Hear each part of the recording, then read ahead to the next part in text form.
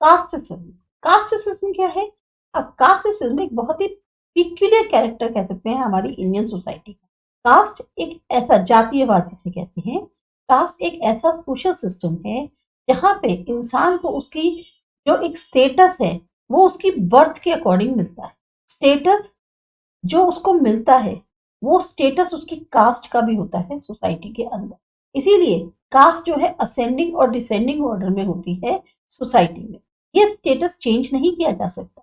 आप पैदाइशी जिस कास्ट में आपने जन्म लिया है आपका स्टेटस उसी के अकॉर्डिंग होगा। ब्रिटिश रूल के बाद कुछ चेंजेस हुए हैं इस कास्ट सिस्टम के अंदर।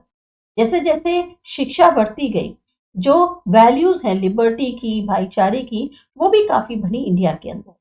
इसके अलावा इंडस्ट्रियलाइजेशन आया, अर्बनाइजेशन जो है इसकी शुरुआत हुई, तो जो लोग थे वो गांव से शहरों में आने लग गए ताकि फैक्ट्रीज में काम कर सके बिना किसी कास्ट डिफरेंस की फीलिंग के। इन्होंने साथ में खाना खाना शुरू किया, साथ में ट्रैवल करना शुरू किया, बसेस में, ट्रेन्स में। कहने को जो शहर है वहां पर इतनी ज्यादा घनी आबादी होती है कि ये लोग साथ में रहने भी लग गए।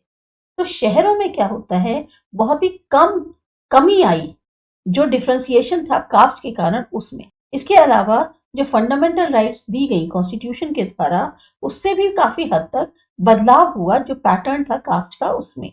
इंडिपेंडेंस से पहले लोअर कास्ट के जो लोग थे वो अपने आप को कोशिश करते थे कि वो अपर कास्ट जैसे ही उनको कंसिडर किया जाए। पर जब उनको स्पेशल प्रोविजंस मिलने लग गए कॉन्स्टिट्यूशन ऑफ इंडिया के अंदर, जैसे रिजर्वेशन पॉलिसी, तो उनको भी लगने लग गया कि वो जो है अपने आप को एक तरह से बैकवर्ड मानने लग गए।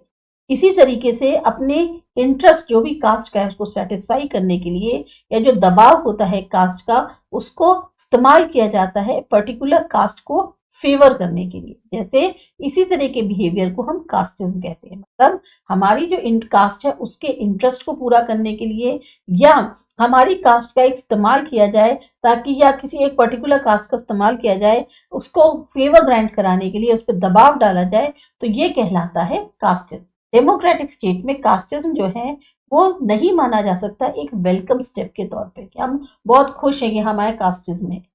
जो नैरो कॉन्सेप्ट है कास्टिज्म का वो डेमोक्रेसी के कॉन्सेप्ट को कम करता है। डेमोक्रेटिक सिस्टम में क्या हुआ, जो आइडिया है इंडिपेंडेंस का, इक्वालिटी का, ब्रदरहुड का, ये सबसे आगे होना चाहिए। पर ये जो कास्ट है ये नैरो कर देती है जो खुलापन होता है पर इंसान का, उसको जो फीलिंग है अपर कास्ट की और लोअर कास्ट की, उसको हम इग्नोर नहीं कर सकते। और यही जो है सबसे ज्यादा हर्ट करती है इक्वालिटी के आइडिया को। हमें पता है कि कास्ट जो है उसने डिवाइड किया है इंडियन सोसाइटी को छोटे छोटे ग्रुप्स में, और अगर कास्टिज्म की फीलिंग जो है उसको सपोर्ट किया जाए तो वो जो है हमारी नेशनैलिटी की फीलिंग को बहुत ज्यादा नुकसान पहुंचा सकती है। लोग पसंद करते हैं कि अपने खुद के कास्ट के इन बंदे को हायर करें जॉब्स में या बिजनेस में, और कई बार इसके कारण क्या होता है, जो वाकई में एलिजिबल और डिजर्विंग कैंडिडेट होता है उसको चांस नहीं मिल पाता उसके डेवलपमेंट का। तो इससे क्या है, जो पूरा प्रोसेस है डेवलपमेंट का उस पर फर्क पड़ता है। अब caste and casteism in politics, जो रोल है कास्ट का आज की डेट में बहुत इंपॉर्टेंट बनता जा रहा है। वहीं पर हमें ये ध्यान देना होगा कि जो एक यूनिवर्सल राइट है वोटिंग की, या जो पॉलिटिक्स है मेजोरिटी की, कास्ट उसमें बहुत अहम रोल प्ले करता है। डेमोक्रेटिक स्टेट के अंदर जो छोटे छोटे कास्ट ग्रुप्स हैं वो हाथ में ला लेते हैं अपर कास्ट के साथ ताकि राजनीतिक उसका पर्पस सॉल्व हो सके। जबकि जो ओपोनेंट पॉलिटिकल पार्टी होती है वो चाहती है कि उसको सपोर्ट मिले उस कास्ट का, ताकि वो इस एसोसिएशन को ब्रेक कर सके और पॉलिटिकली उनको डिवाइड कर सके। कास्ट और पॉलिटिक्स एक दूसरे को प्रभावित करते हैं। एक पॉलिटिकल पार्टी चाहती है कि उसको कास्ट का, एक कास्ट का सपोर्ट मिल जाए, जबकि दूसरी पॉलिटिकल पार्टी चाहती है कि उसको दूसरी कास्ट का सपोर्ट मिल जाए। शुरुआत की स्टेज में कास्ट जो है प्रभाव डाल सकती है पॉलिटिक्स पर, क्योंकि उनकी संख्या बहुत ज्यादा हो सकती है। पर एट लास्ट क्या होता है, कास्ट अपने आप में खुद ही प्रभावित हो जाती है पॉलिटिक्स से, और पावर जो है कास्ट की वो कम हो जाती है। थोड़ा सा लाइंस कंफ्यूजिंग है, पर मेनली जो पर्पज ये है कि कास्ट का इस्तेमाल किया जाता है पॉलिटिकल फायदे के लिए। इलेक्शंस के टाइम पे जो कैंडिडेट्स हैं वो मेनली किस बेसिस पर सिलेक्ट किए जाते हैं कि कास्ट फैक्टर, और उनकी मेजॉरिटी कितनी है उस एरिया में जगह पे उनको कैंडिडेट के तौर पे खड़ा किया जाए। लोग ज्यादातर प्रेफर करते हैं कि वोट डालें अपने खुद के कास्ट के कैंडिडेट को, ताकि जो उनकी कास्ट का इंटरेस्ट है वो सुरक्षित रहे। जो हमारा पॉलिटिकल सिस्टम है वो काफी जटिल है, इसमें लोग ज्यादातर अपनी ही कास्ट को फेवर करते हैं। ये सारी प्रक्रिया देती है राइज किसको, कास्टिज्म को, और उसे फिर ये लोग सपोर्ट करते हैं। ये इन्फ्लुएंस करती है इंडियन पॉलिटिकल सिस्टम को काफी हद तक, और इसी के कारण एक हेल्दी पॉलिटिकल सिस्टम की ग्रोथ में काफी ज्यादा बाधा आती है। एजुकेशन ही इम्पॉर्टेंट है और इफेक्टिव टूल माना जा सकता है इस कास्टिज्म की प्रॉब्लम को खत्म करने के लिए।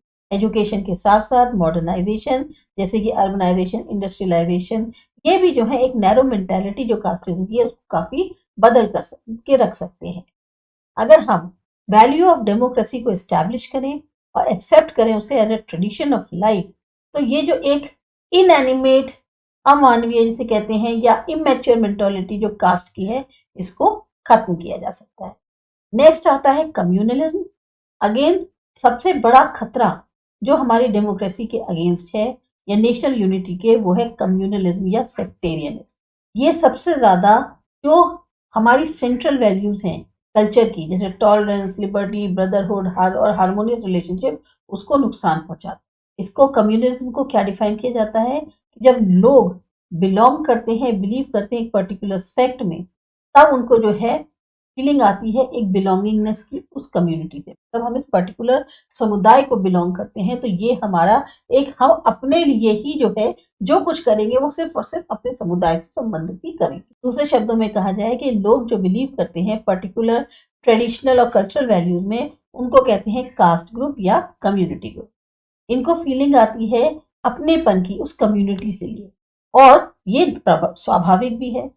अब हम समझ सकते हैं कि अगर एक पर्सन जो है या कुछ लोग जो हैं कोशिश करते हैं वेलफेयर और अपलिफ्टमेंट के लिए अपनी कम्युनिटी, बट जब वही एक पर्सन जो कम्युनिटी का है वो दूसरी कम्युनिटी के पर्सन को नफरत से देखता है, कोई धारणा बना लेता है, बदला लेना चाहता है, तब ये भी क्या बन जाते हैं, कम्युनलिस्ट। हमने देखा है कि कैसे रिलीजन जो है वो टर्न हो जाता है फियर्सनेस में, आक्रोश में बदल जाता है, और जब बहुत ज्यादा हो जाता है कि आप बिल्कुल भी क्या कहते हैं उसको रोक नहीं पा रहे हैं, तब ये बन जाता है कम्युनलिज्म।